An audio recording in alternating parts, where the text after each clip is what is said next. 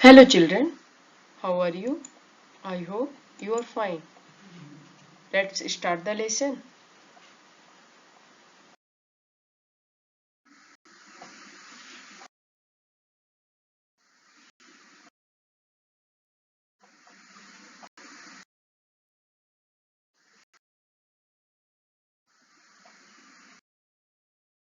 आज हम लोग लेसन 5 यानी पार्ट 5 ब्रह्मदत्त का संकल्प पढ़ेंगे। ब्रह्मदत्त कौन थे और क्या संकल्प किए, इसके बारे में हम लोग जानेंगे। इस स्टोरी के बारे में हम लोग जानेंगे। बहुत समय पहले की बात है। वाराणसी नगर के ब्रह्मदत्त नामक एक राजा रहते थे। ब्रह्मदत्त नामक एक राजा रहते थे जो कहाँ रहते थे? बनारस में। वे बड़े ही दूरदर्शी, सहृदय और न्यायप्रिय थे। वो न्यायप्रिय और सहृदय, दूरदर्शी यानी दूर तक देखने वाले थे। अपनी प्रजा के सुख दुख का पूरा ध्यान रखते थे। वह अपने और प्रजा को बहुत ख्याल रखते थे, इसलिए सभी लोग उनके व्यवहार से बहुत खुश थे। वे राजा के गुणों का बखान करते थकते न थे और इसलिए वहां के लोग बहुत खुश थे और वे राजा के गुण का बखान यानी बहुत राजा अच्छा है इसके बारे में वो कहते थे। परंतु राजा को किसी ऐसी व्यक्ति की तलाश थी जो उनके अवगुणों को परिचित करा सके। लेकिन कोई ऐसा व्यक्ति मिले उसके बारे में कि उसके अवगुण यानी जो उसके बैड थिंग है उसके बारे में बता सके। एक दिन राजा ब्रह्मदत्त ऐसे ही किसी व्यक्ति की तलाश में वेश बदलकर निकल पड़े। एक दिन ब्रह्मदत्त ऐसे ही किसी वेश में यानी नए कपड़ा उपड़ा चेंज करके निकल पड़े। प्रत्येक प्रांत में जाकर उन्होंने लोगों से पूछा, परंतु उन्हें हर बार यही उत्तर मिला कि राजा ब्रह्मदत्त जैसा दयालु, विवेकशील और न्यायप्रिय राजा दूसरा नहीं है। लेकिन सभी जगह उनका आंसर यही मिला कि राजा बहुत ही अच्छा है, विवेकशील और न्यायप्रिय है। अपनी प्रजा को खुश देखकर उसने बहुत प्रसन्नता हुई, परंतु अभी भी उन्हें अपने प्रश्न का उत्तर नहीं मिला। लेकिन अपने प्रश्नों का उत्तर उन्हें अभी तक नहीं मिला। पूरे राज्य में घूमते हुए वे हिमालय की ओर चल दिए और वो ऐसा घूमते घूमते पूरे राज्य में हिमालय की ओर चल दिए। चलते चलते वे महात्मा बोधिसत्व के आश्रम में पहुंचे और ऐसा चलते चलते वो बोधिसत्व के आश्रम में पहुंच गए। अंदर जाकर राजा ने महात्मा बोधिसत्व को श्रद्धा पूर्वक प्रणाम किया और चुपचाप एक ओर बैठ गए और उन्होंने उस महात्मा को प्रणाम किया और एक साइड में जाकर बैठ गए। उन्हें भूख प्यास भी लगी थी। बोधिसत्व ने खाने में एक जंगल का पके फल दिए और कहा, वत्स, ये फल खाकर जल पियो। बोधिसत्व ने एक फल दिया और बोला कि इसे खाकर पानी पी लो। राजा ब्रह्मदत्त ने शौक से फल खाकर जल पिया। उन्हें फल बहुत ही स्वादिष्ट और मीठे लगे और इस तरह राजा ब्रह्मदत्त ने उस फल खाकर और पानी पिए। उन्होंने बोधिसत्व से पूछा, भगवान, ये फल इतने मीठे और स्वादिष्ट कैसे हैं? इसका क्या कारण है?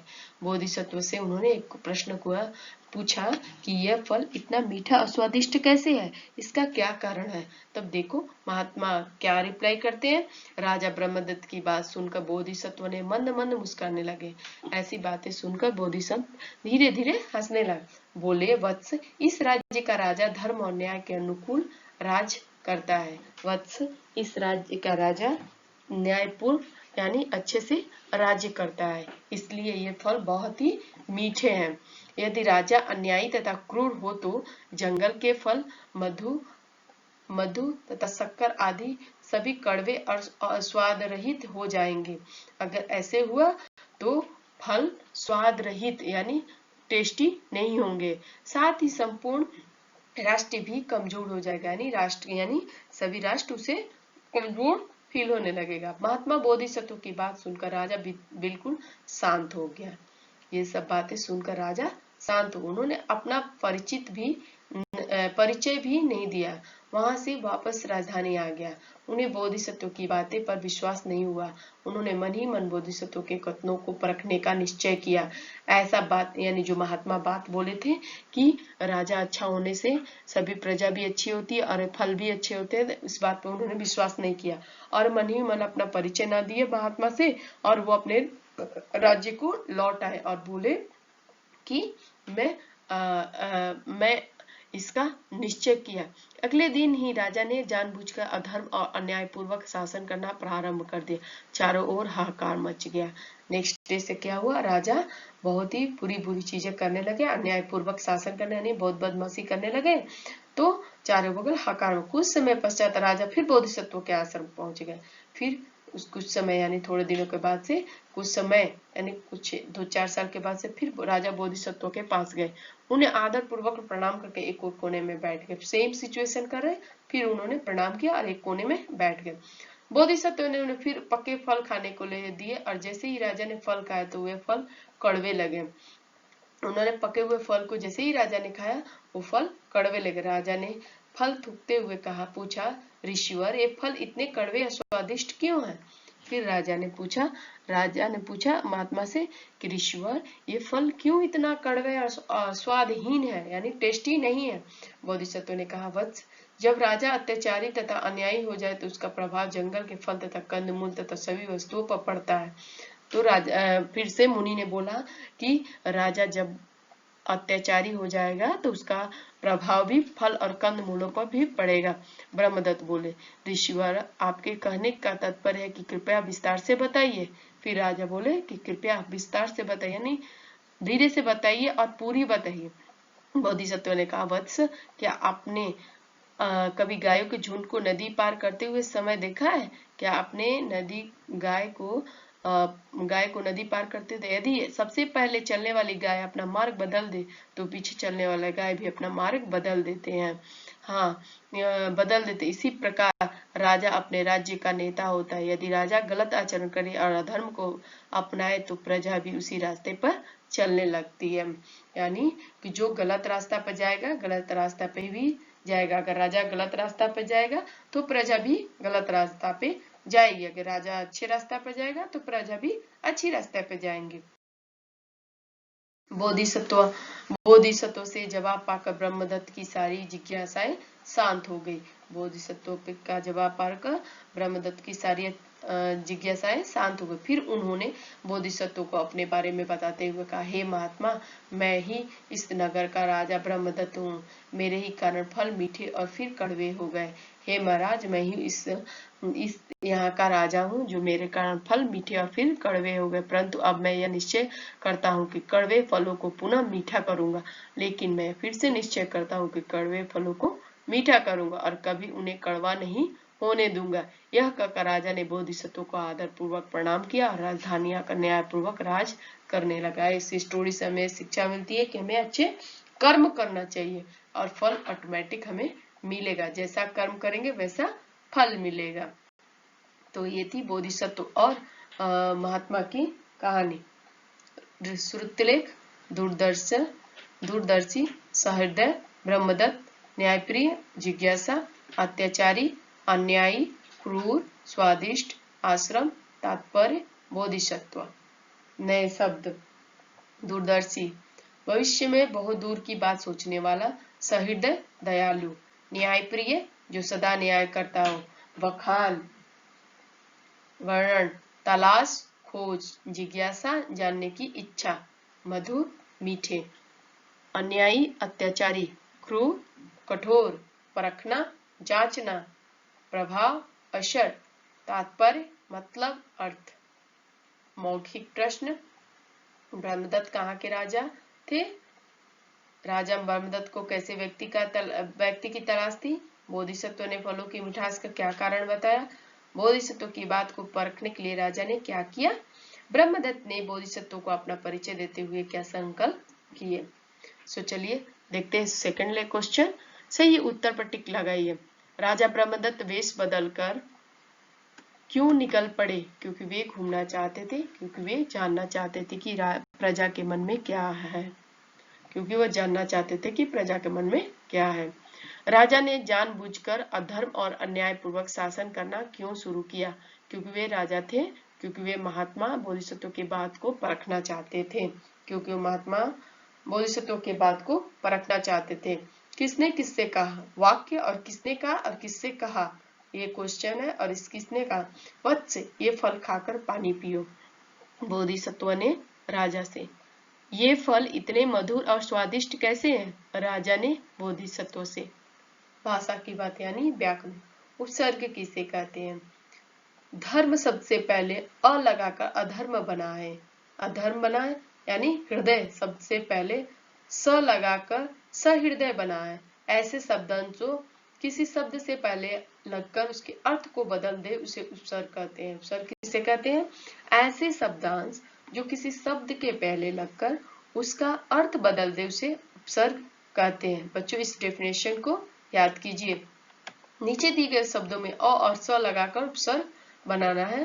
अ और श, अ प्लस न्याय अन्याय, अ प्लस सत्य सत्य, अ प्लस मर अमर, अ प्लस ज्ञान अज्ञान, स प्लस फल सफल, स प्लस हर्ष सहस, स प्लस परिवार सपरिवार, स प्लस घन सघन।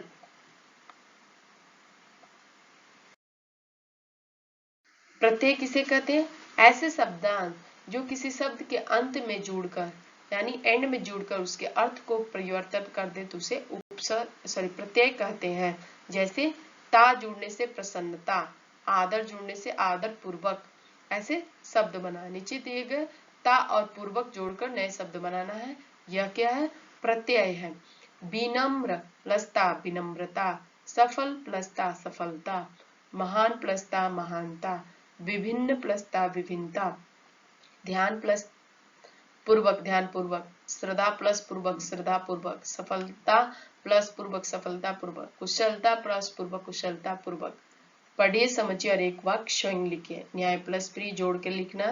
न्याय प्लस प्रिय न्याय प्रिय, कला प्लस प्रिय कला प्रिय, संगीत प्लस प्रिय संगीत प्रिय, शांति प्लस प्रिय शांति प्रिय। समान अर्थ वाले शब्द राजा नृप, समान अर्थ यानी एक समान, राजा नृप, भूप नरेश, वत्स पुत्र, बेटा सुत, मधु शहद मधु मीठा, व्यक्ति जन आदमी, शौक रुचि पसंद, जंगल वन कानन, दिन दिवस बार बार, मार्ग रास्ता राह, विलोम शब्द यानी उल्टा शब्द, सब धर्म प्लस अधर्म धर्म अधर्म, राजा रंग मीठा कड़वा, न्याय न्याय, राजा प्रजा शांत अशांत, विश्वास अविश्वास, गुण अवगुण, आगे पीछे।